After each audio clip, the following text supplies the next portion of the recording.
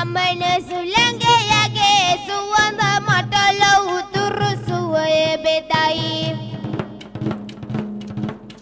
වැටෙන කල නැගිටින්නට මට අත දුන්න පංචිට